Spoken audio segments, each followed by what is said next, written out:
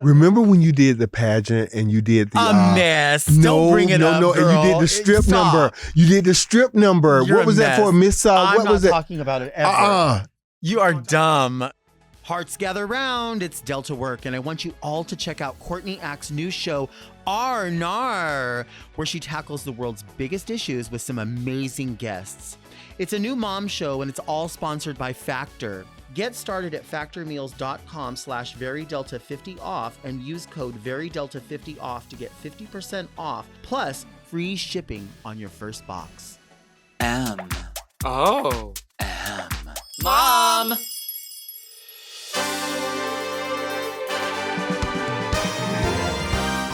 Are you a lady like me? Introspective, beautiful. Oh, are you intellectual like me? Beguiled by a bargain? You like wild times? Oh, like me? Are you serving the community like me? Well, if you are, then you must be very Delta.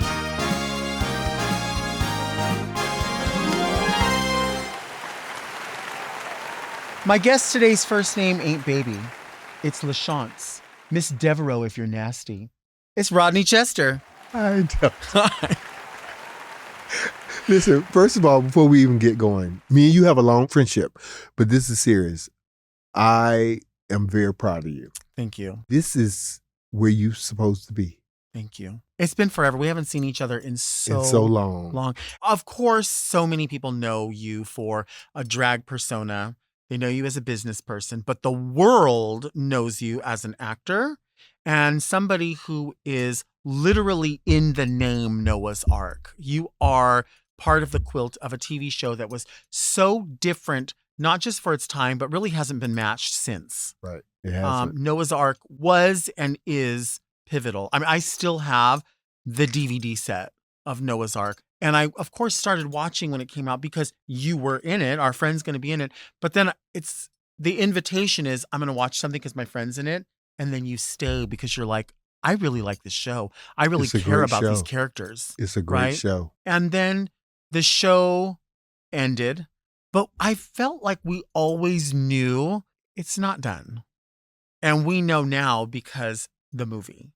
Brand new movie. Available now. Yeah. Yeah, tell us about that. Well, this show came out in 2005. Right. And then so we did 2 seasons. We did a movie. We did a reunion special later down the line during COVID and stuff like that. And so we've always had a fan base. And Paramount just called Patrick, and Patrick called me. I think I was leaving the gym or something. He said, hey, guess what? You want to do you want ready to do it again? I was like, what's going on? He was like, Paramount called and picked it up and they want to do a reboot. I was like, what? So it was all this excitement of the reboot. And long story short, we went to Atlanta, shot the film. All the old cast was in it, which is great. Everybody came back. And it's a great film. It's and you watch it, it's on now. It's really great. It's on Paramount Plus and Showtime. Mm-hmm. And it's been so phenomenal, Delta, honestly. And I'm sitting here in a position of gratefulness and appreciation. Yeah. Very exciting. Yeah. Very exciting. It's for me, watching a show, I have to fall in love with the characters. Yeah. I have to be worried about the characters, interested in the characters. And this is very that in this show. Mm-hmm. You know what I'm saying? Sex in the City, but with guys, basically. Yeah. That's a really great way to describe it. Yeah. And there's heartfelt moments, mm-hmm. and there's scares, and there's all of those things. What's interesting is to look at the original series, then look at the reunion, and then look at the movie. I don't think anybody's aged. Well, black don't crack. I know. Let's just call it what it is. I know. But I think, honestly, it was just something magical that just happened. Right. We didn't do all this, all this networking trying to stay together. No, it was all just very organic. And it just happened that it worked. Because, when you have chemistry, that's the main thing. And we just naturally had chemistry. Let me ask you a question about Noah's Ark. Mm-hmm. You might already know this, but I always ask a trivial question. Noah's Ark is spelled Noahs, Ark, A-R-C, Mhm. because they can't do A-R-K because it's biblical. Mhm. Do you know what A-R-C stands for? Well, like I said, it's your names in the title, ARC. That's why he's saying your name is embedded literally in the name of the Alex, show. Ricky, and Chance is Yeah. the initials of, which is Brilliant by Patrick. Yeah. Brilliant. And that's the initials of our name. That's the character's name, Alex, A-R-C, Alex, Ricky, and Chance. Well, and technically, if you went into there with your given name, Rodney would be in there as well. Right. I mean, so you get to be in there twice. Yeah, absolutely. So, and you know, I don't know if you know this, but that role was written for me. Oh, you can tell. Patrick, I did Punks, I was a dancer in Mhm. Punks, was his first film, which was phenomenal. If you guys haven't seen it, Punks is online and everything, but it's a great film. And we became friends, basically. And Patrick, one day he said, Rodney, I'm going to write a TV show. I'm going to write a character for you because the world needs to see you on TV Right. like that. Now, mine, as a dancer, performer, I had did Broadway theater, but I had never done a TV show. So that was my first time. But he wrote that role for me. I was the only one that didn't audition. So, Wow. and it means so much to me to have full circle moments with people. Quickly, I'll just tell you this quick thing because it's a full circle moment. People come up to me all the time. I've had grown men, dads, Black, white, Asian, every ethnicity come up to me and say, you really help us understand our kid. Wow. Or you changed our lives Mhm. because now we understand what the dynamics of what that really is because, parents, they don't know how to navigate that in the beginning. I think a lot of them don't. And now when I have those full circle moments, I get emotional about it because you never know what you're doing is going to change people's lives. You don't know until they tell you. And I have people come up to me, tell me that all the time. And it's the world, means the world. It really does. Sure. Absolutely. Especially in a community, in an environment Yeah. where we need people to see examples of normalcy. Yeah. Like this is just these men living as friends, as family. Yeah. And some people, we know as you're a Black person, I'm a Mexican dude. You know what I mean? Like we know what happens in families and stigmas and all of that. And so this, Well, it makes it all make sense, Delta, because I was at Whole Foods and this is when the show was out. And this white couple, this lady, she came to me. She might have been 70, 80 years old, older lady. And she walked over to me. She said, excuse me, are you an actor on the show Noah's Ark? And I said, yes, ma'am, I am. She said, oh, me and my husband love the show or whatever. 2 seconds later, her husband came around, older than her, with a walker. And he walks over and she goes, honey. And he goes, that's our boy. Like that. Aw. And Delta, it touched me so much because it just showed me that our show is definitely universal. Here I have a Caucasian couple that is they were like 80, easily 75, 80. And they loved the show and they watched it. So it's full circle moments like that really touch me. And that's why I always have been a team player with Noah's Ark. I don't care what nobody say. I don't care how long it's been out or what has been going on, but that show had changed my life.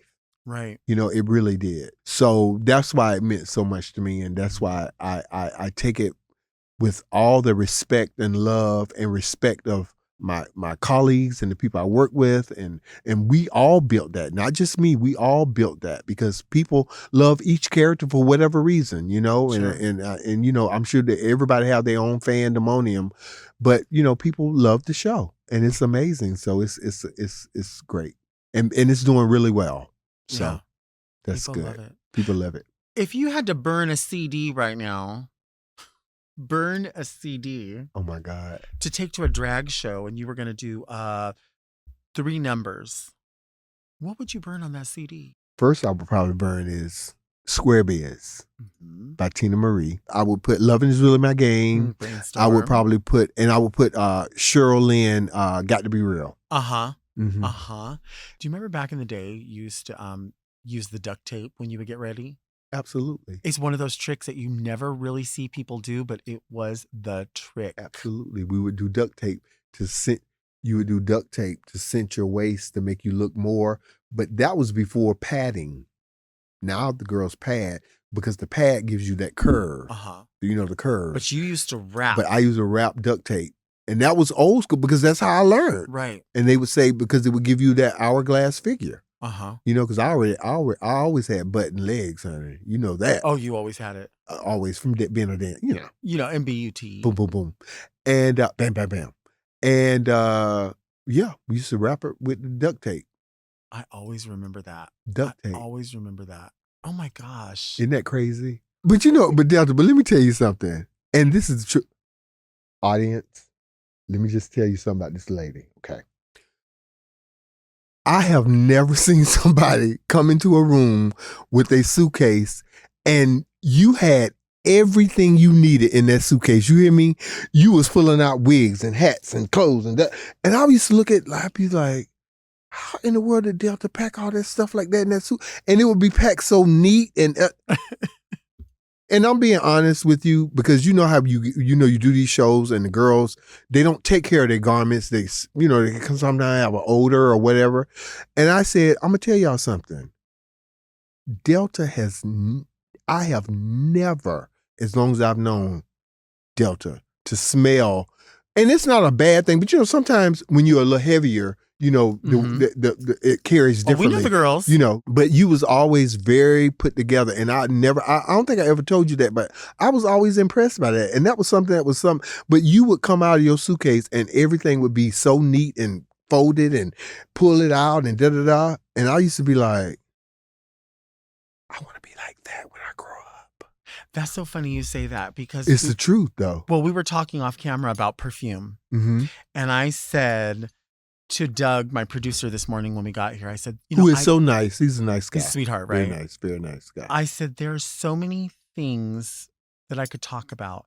And one of the things that people always say to me is like, oh, we know you love perfume. We know you love perfume. And this is finally a moment where on the show, I can sort of explain where my love for fragrance and smelling good and wanting other people to experience that moment came from Rodney as LaChance Devereaux. Like it came from you because I remember you would always have a bottle of perfume. I remember you having Knowing, which was your mom's perfume, Knowing by, I think Lancôme. Estee Lauder. I think it's Estee Lauder. Or Estee Lauder. And you would always carry it with you to the stage and you would put it on before you went on. You always said, you want the audience to smell you. Like you want them to experience all of that. And we used to have body sprays. To me, because even back in the day when I would go and I would see the girls and they would smell so good, and I would be like this with my pocket, like giving them money because I was a part of that experience, Like I was looking at the illusion, which was amazing, and then I was looking at how they smelled and how they looked, and and that happened to me. I noticed when I was out there, and I would hear people say, "Oh, she smelled good." I would hear them when I walked by. Right. So yeah. And that feels so good when you do hear people say something like that, or they make a comment about your nails, or just something that you try to elevate it. Yeah. What you're doing. Yeah. And I just think about that. Like, we obviously talk about Ebony Lane, and when people hear me say like, oh, Mother Ebony Lane, I don't think they realize. They'll say like, oh, is that your drag mother? And in many ways, I have several people who came to me as a mother. And you had been doing drag. When I started doing drag, you had been doing drag. I don't know if I ever told you. You know why I started it? Because it was nothing that I said that I wanted to do as far as that, but I started doing theater. Right. And my first show, I did a Broadway show as a dancer called La Cage. And I was a Cagelle. And we had to learn how to do our own makeup and how to, do all that. And that was my experience first. And I did that on tour. So that was my first experience with it. So that's why, like you said, and then I just started doing it, like here and there. Yeah. And that, you had already been doing it. So when we came into it, myself, Vanity, like many other people, you were a mentor in many ways, Fantasia at the time. And Kiwi. It was such a different time. That's like early 2000s. Early, yeah. And so I think of drag then, and then when I look at, then I was on the Drag Race, and that was a period of time. And then we had the pandemic where everything stopped for everybody. Yeah. Everything stopped. And then we came back to it, but everyone had sort of moved away, or they had to take care of family, or family had to take care of them. And, you had successfully forever Trio Talent Agency. You've worked 15 years. Yeah. And so things change. Life changes. Desires change. The interest changes. And it's weird when I get to see people that You look so pretty. You look. I'm staring at you because you look gorgeous. Is it the moans? Are you moaning? Is it moan tea? Don't lie to me. Look at me. You moaning. I know you moaning. You got some work done. Mm-hmm. Go ahead. Finish talking. I was just admiring your beauty. Go ahead. Wait. MBUT? MBU? Let's take a break.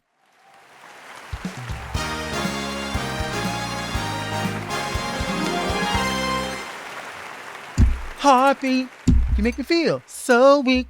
MBU talenty, you make me feel so weak. See that? Look at so weak.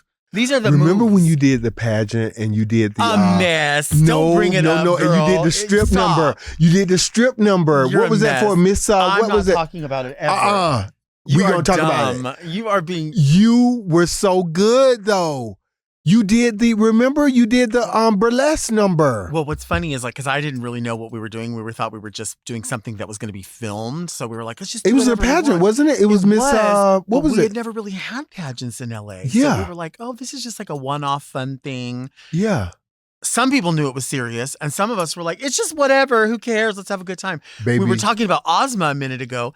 I remember Ozma was like the maid that was supposed to be catching my clothes. We hadn't rehearsed anything and she caught everything. Just like that. Listen, that number was great because, you didn't know what you were going to do for talent or whatever. And, I was watching, but you came out, honey, and you shook the building. It wasn't MBU, though. Close to it. It was preparing for MBU. Close to it. Because you would have been the first white girl to win. Qualifying. Immediately. Down. Now, I don't think everyone really quite gets how funny it is for us to reference not just pageantry, but specifically MBUT. Because when I was, when I first met you, I first met Kiwi, like you would talk about MBU, Miss Black Universe, right? Uh-huh. And so you were like, I didn't know at the moment, I just knew that MBU was the acronym describing a pageant. And you were like, oh, girl, you should enter. Like, what would you tell me?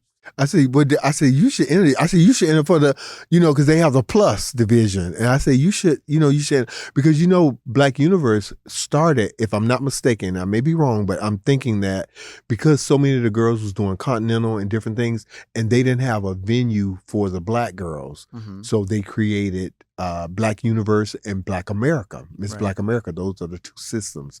So yeah, I would tease you and say you should enter Delta. They would love because the Black community loves you, Delta, and you know that. Like when you would go to the shows, they would always be like, is Delta in the show? And I'm like, no, she's not. But they would, no, she's not.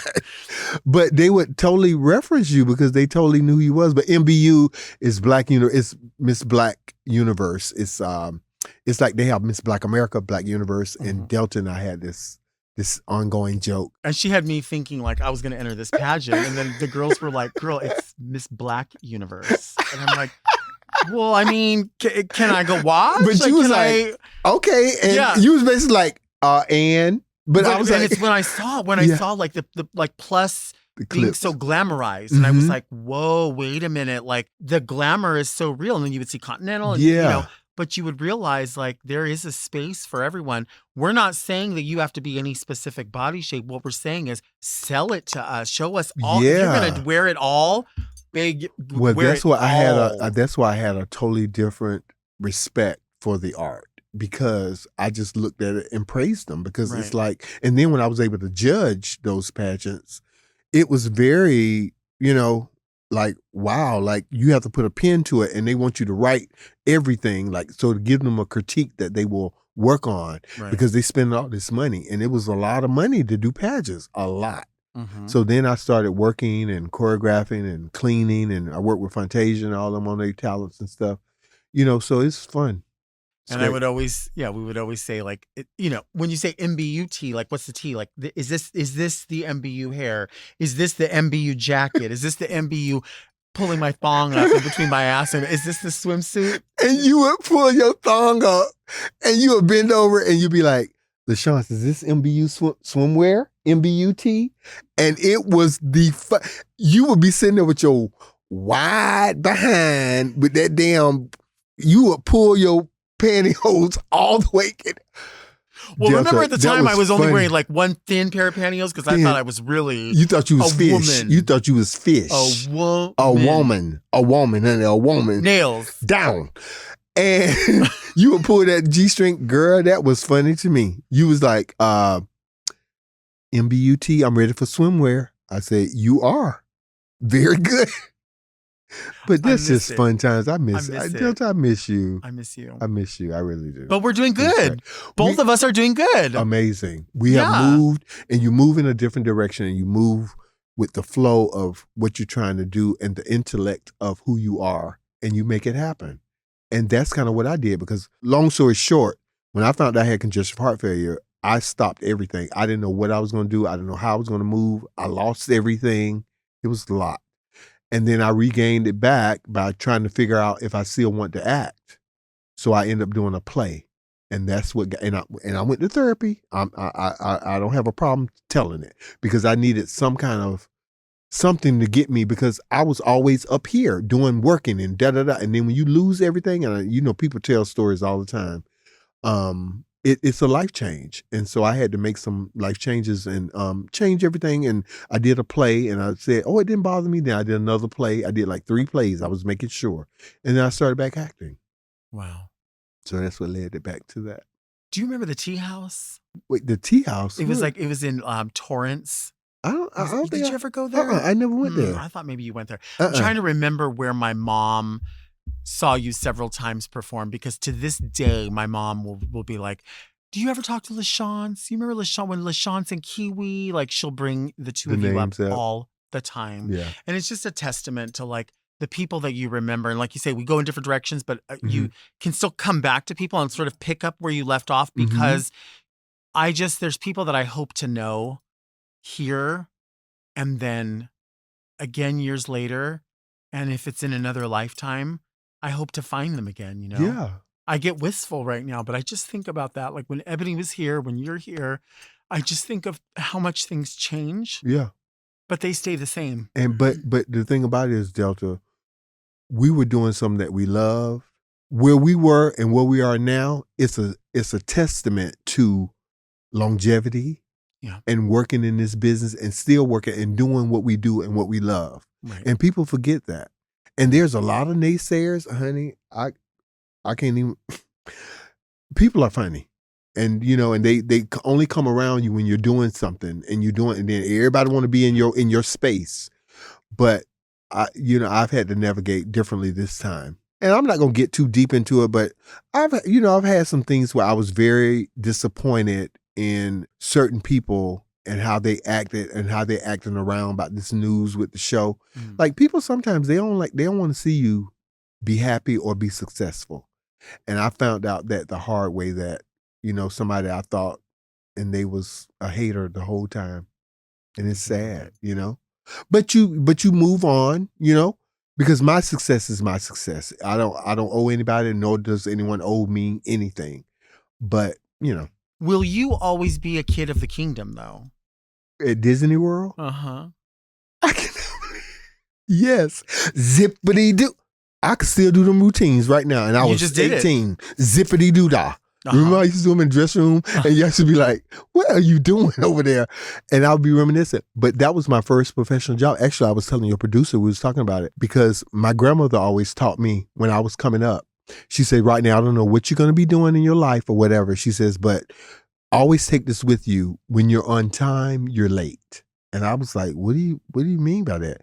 She was like, because you always want to be prepared and be early. So if you're on time, if you look at it, if you're on time, you're late, then that will make you be even earlier than what your call time is. So I've taken that with me through the whole time. And it was from Disney, was my first professional job that I had. So that was something that I took with me. So yes, I will always be a kid of the kingdom, because that was my first professional job, and it taught me so much as far as a performer. And I take it with me to this day, because you learn how to move and groove with those kind of structure.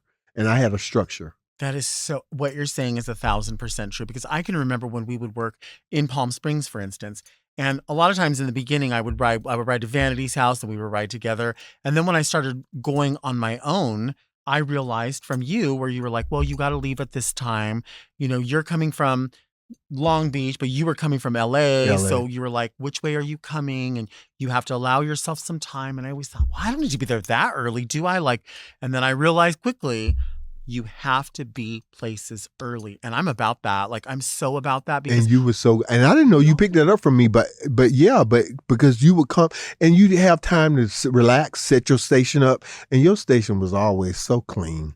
But we always say station. Some people don't say station. Oh, that's old school. That's old. But and we would put our towel down and lay out all your stuff, and you were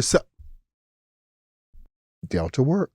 And you would your station was always so neat and everything was placed and your perfume was here and this and that and all your brushes and because we learned if you lose it, you're gonna have to buy another one. And we didn't have it. We didn't have it, and we would have to do what we needed to do. Right. To make it work. Yeah. Right. Yeah. And what would you do to make extra money? Would you go to the Peanuts parking lot or what would you do? Oh, and talk to the boys? And talk, absolutely not. Yukon Mining Company tea? Absolutely not, because terrified.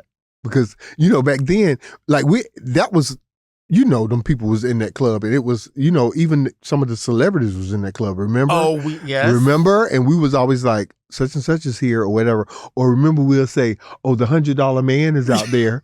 So you better work it. When you go over to him, you better dance your way up.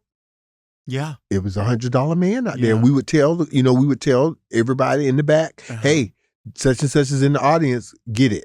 Mm-hmm. By the way, this is the time between when people were just getting cell phones outside of having beepers. Mm-hmm. So if you were leaving with somebody, you would be like, girl, you have to let me know. You have to page me. Psychedela, she always used to tell me, page me 3482, which spelled out diva. Uh-huh. And that's how I'll know that you're okay. Yeah. And if you need me, come, message me, I'll come get you. Yeah. But if you're going to leave with somebody, I'm not going to tell you not to do it. But what I am going to tell you is be careful. I love Miss Psychedela. Yeah, she's doing good. She's doing good. Girl, she runs her contest at Hamburger Mary's in Long Beach. Oh, yeah, I see some of that. Yeah, that's good. I'm glad. I'm happy for them. I've been so busy doing my thing. I haven't done anything. I mean, I'm sure I can get back into it. Well, Morgan always calls me all the time and say, when you want to come? And Jasmine. Oh, they run the shows. Yeah, they run the shows. They do. That's so crazy, right? Because they would never when they were baby. Well, I remember coming up and that the first time I met Jasmine was remember when Alexis Colby and Alexis Triple X and Melissa Prime. They opened that club down there on Vine. It wasn't on Vine. On Cherokee. It was on Cherokee. Yeah. On Cherokee. And that's where I had met Jasmine. We were both doing James Bond night. Mm-hmm. And from then we just knew each other, started doing Dreamgirls and stuff together. But I remember Morgan when she was kind of coming up. Yeah, they all were coming up. They run the shows. They run the shows now. Isn't that crazy? Yeah. And I'm happy for them. All of them. They weren't doing shows when we were doing it. You know what I mean? They didn't get bookings. But they were all great entertainers. Yeah. And I think it all changed with Drag Race and stuff like that. Mm-hmm. So it made it good for everybody. So I love that. It's good. Let's take a break.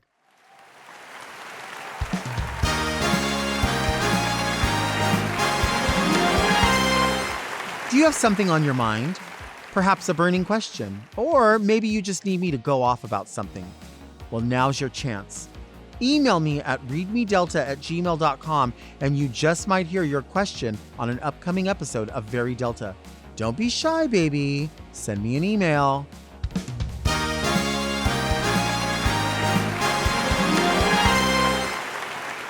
We are back with Rodney Chester. Now, this is the part of the podcast that we call Read Me Delta. People send in their letters, they have questions, queries, comments. And if you want to send in a letter, you can send it to readmedelta@gmail.com. Read Me Delta!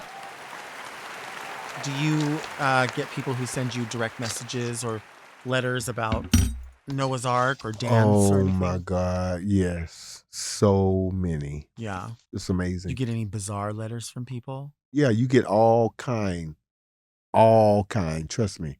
I've had women I believe come that. on to me. Yeah. Yeah. for sure. Well, people connect. And maybe it's not all sexual. Maybe it's because I think women like my character because it's the funny character. I'm like what they call like the mama bear and and all that. So people like that about me. So I'm sure some of it could be that. It don't have to be all sexual, it doesn't, But yeah, get some of everything. It's crazy. Right. But I'm going to read this letter, but I was thinking about, there used to be a story, maybe you can't share it here, about milk and cookies. Maybe you can't really share that I'm here. not going to share that, no. You can't? No. Do you want some milk and cookies? We'll save it for the next time. We'll save it for the next time. And we'll rewrite the names so people don't know who we're talking about. Yeah. Because it's very much celebrity names involved. Yeah. Okay. Dear Delta and distinguished guest on the beautiful, comfortable couch. I love your show and it's my favorite thing to listen to while I eat my dinner, specifically spaghetti and meatballs. I recently had to download my Gmail app and log back in. The app asked me for my password and then had me verify in 2 different ways that it was me logging in. I feel like every time I have to log into something nowadays, the verification steps get more and more intricate, especially the prove you're not a robot tasks that are impossible to complete even for the smartest of people. My question is, what tasks do you think technology tried to make easier, but instead made harder to complete? With love and light, very Bubbles.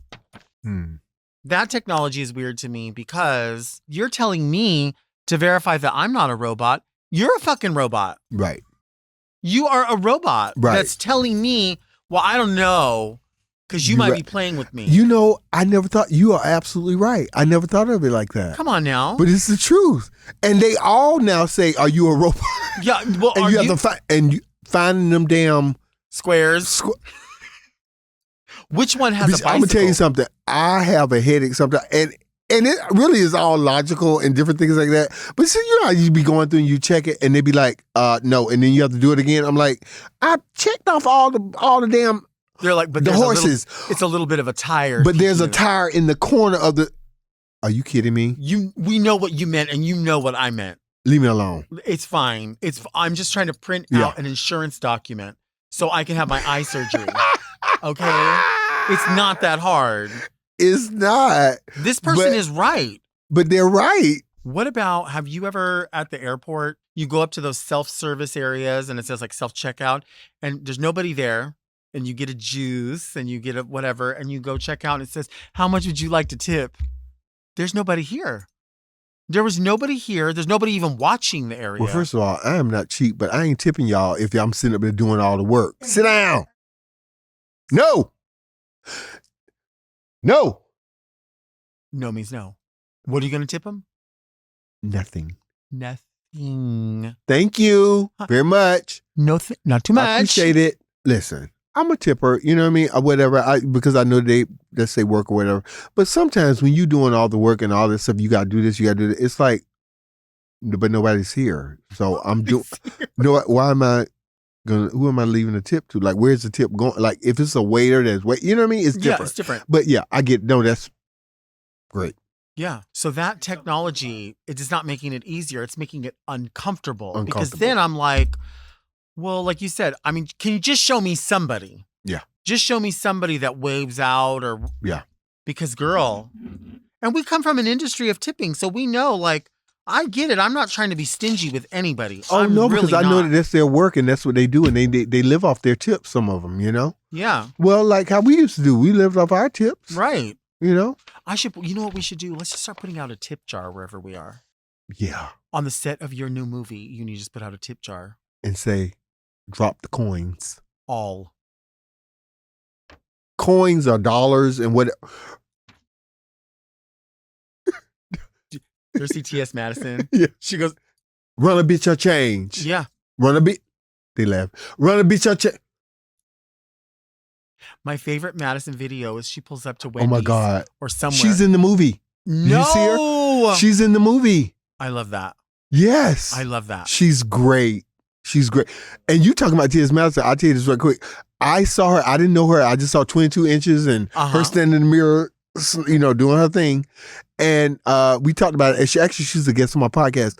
And we talked about it, but I saw her do this Talente You know, the Talente ice The cream? ice cream? Mhm. The video. And do you know I got up at 1 a.m. and went to Pavilions and got that Talente ice cream with the gummy bears, 'Cause and that it good. was delicious. Was it? Have you ever tried Talente? I think I had like a mint one time. Yeah. Try the Tahitian vanilla bean. That's the Try right that. one. Yeah. Yeah. I'll bring you some next time. I like that. Yeah. Yeah. Delta. Yeah. Milk and cookies. Milk and cook. We're not talking about Delta. Yeah. Dear Delta and glamorous guest, what really grinds my gears is that all candy bars have adopted the phrase share size from the former king size, and the bars are cut in 2 pieces.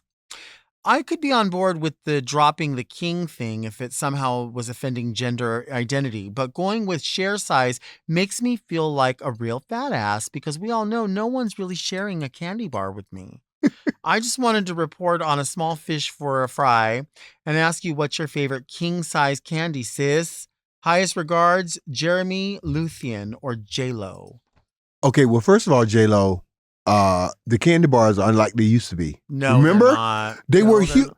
All of them are smaller than what they used to be. Yep. Isn't that crazy? Like the Snicker used to be bigger than Yep. what it is now. Do you remember when you would get a regular candy bar was 59 cents and then the king size was 89 cents? Yeah, it was 89. It's like $2.49 for a candy bar. Yeah.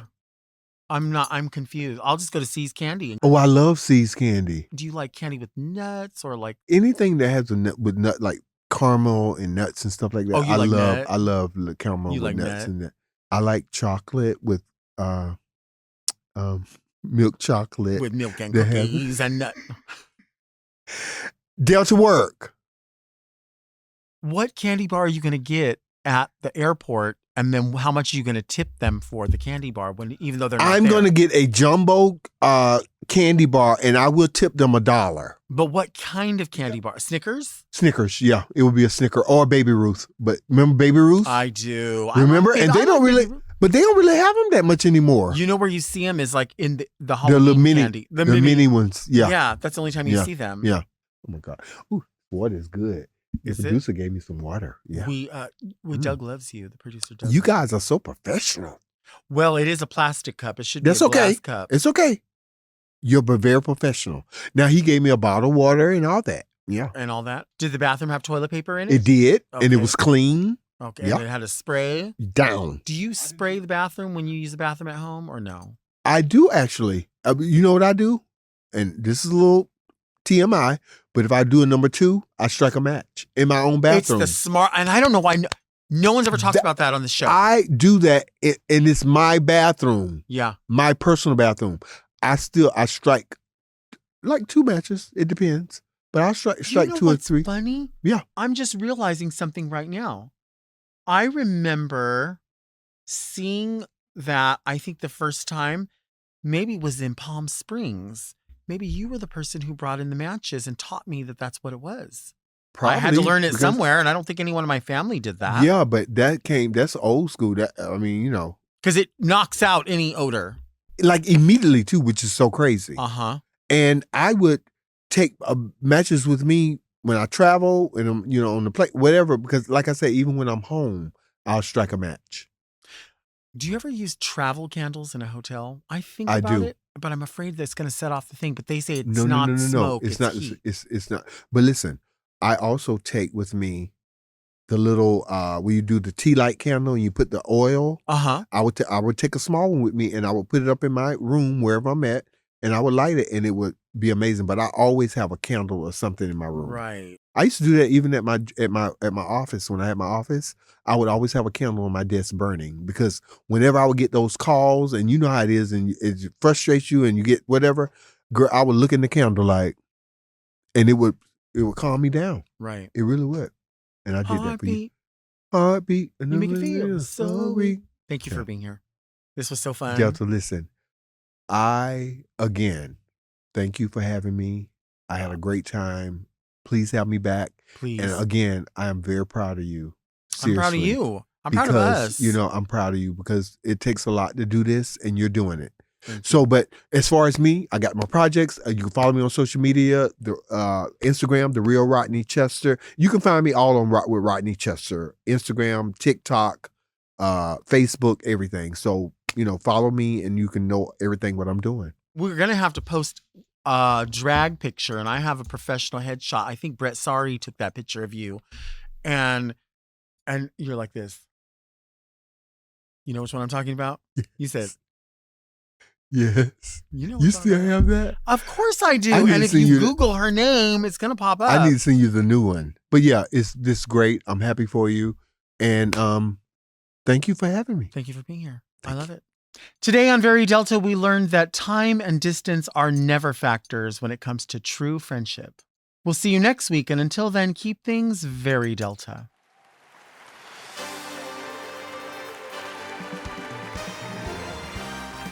Very Delta is produced by Moguls of Media, a.k.a. Mom. Hosted by Delta Work. Produced and edited by Doug Robertson. Technical direction by Danielle Mitchell. With original theme music by Will Pitts. Media and design support by Stone Cold. And set design by Eris Sevilla. Executive produced by Alaska, Willem, Big Dipper, Camille Stennis, and Joe Cilio. Recorded at Forever Dog Productions.